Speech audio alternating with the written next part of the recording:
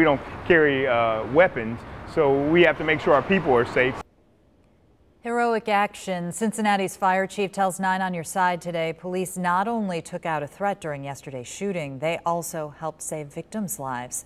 9 on Your Side's Jake Ryle spoke one-on-one with Chief Roy Winston on the training that helped first responders.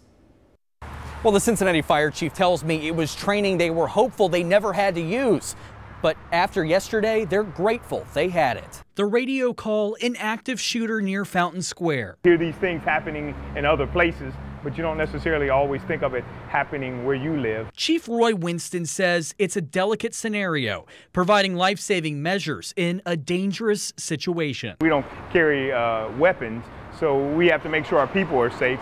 While loading into trucks, first responders urged to put on their ballistic vests. It's something they didn't have up until recently. From there, it's very difficult for the police to tell us that the scene is actually safe and that the threat has been, disabled, if you will. He says they were basically going in blind. Because they really didn't know. They didn't know how secure or how safe it was, but they just trusted in the fact that, they were being protected. Officers were able to shoot and kill the suspect. Chief Winston says the officers on scene took out the threat and then focused on the victims. I think in this case, the police actually did a good job of beginning some of that EMS care. They've started carrying the tourniquets and other pressure dressings, and they actually utilized some of that until our members got in on the scene and were able to take over that care from them. Winston says he's grateful for the coordinated efforts between police and fire. They really relied on their training. They did well. They did their jobs to the optimum degree.